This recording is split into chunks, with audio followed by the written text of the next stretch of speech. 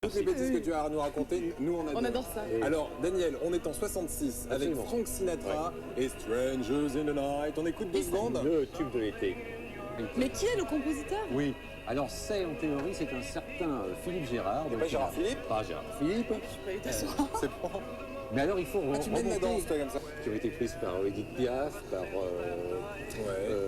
d'autres. Il n'était pas complètement inconnu cet homme-là. Voilà. Bon. Ouais. Et donc il a eu la chance d'avoir une chanson. Ouais, quelqu'un tombe devant moi, je peux pas m'empêcher de rigoler. Oui, c'est sûr. On va pas montrer la pauvre personne qui gît par terre, c'était dans son sang, c'est terrible. Oui, dis-nous Daniel. Il a la chance d'avoir une chanson qui est reprise aux États-Unis par Bing Crosby. Donc ça c'est quand même une réussite. Et il se dit, peut-être que mon talent serait reconnu un peu mieux aux États-Unis. Ça lui met la puce à l'oreille. Il a justement un ami qui part en Amérique. Ouais. Vite fait, pendant le week-end, il compose une musique. On était en quelle année là? Alors là, on est vraiment, c'est 1950, 51, okay. 52. Et donc son ami part aux États-Unis. Il lui dit, écoute, amène avec toi cette musique que je viens de composer qui s'appelle Magic Tango.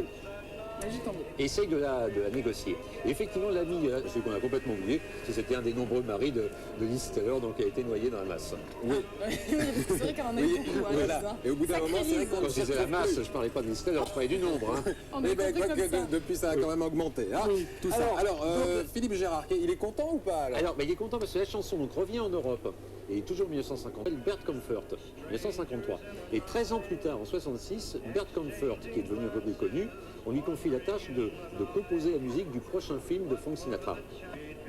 Lui, il dit... Je crois que Franck a un malaise, là. Il se répète parce que oui, il se répète un peu. Allez, on l'arrête. Et donc, il écrit en toute bonne foi Stranger in the Night.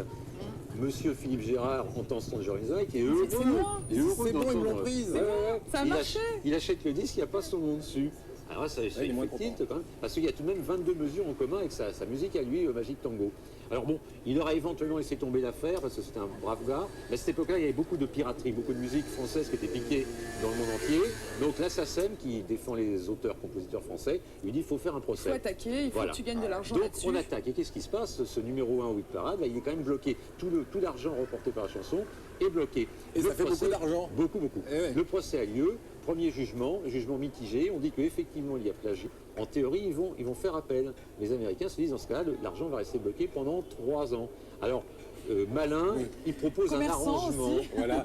Ils ont donné un peu d'argent, peut-être on va récupérer le nôtre. Il propose un arrangement à l'amiable, c'est-à-dire il propose une forte somme, ils reconnaissent le plagiat, ils proposent une grosse somme à Philippe Gérard, et ils disent en contrepartie, vous arrêtez les... Bon, c'est une chanson qui est très importante dans la mesure où c'est quand même grâce à celle-là que Frank Sinatra est revenu au premier plan, parce que les crooners, à cette époque-là, c'était quand même un petit peu terminé. Sinatra, Dean Martin, on n'en avait plus beaucoup. C'était Elvis Presley.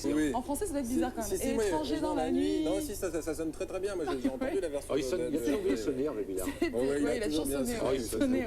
Un garçon sonnant et trébuchant. La semaine prochaine, là, on va se pencher sur la mauvaise réputation de Georges Brassens. Oui, il y a beaucoup de choses à dire aussi là-dessus. Avec l'Auvergnat, la Jeanne, etc. On voit ça...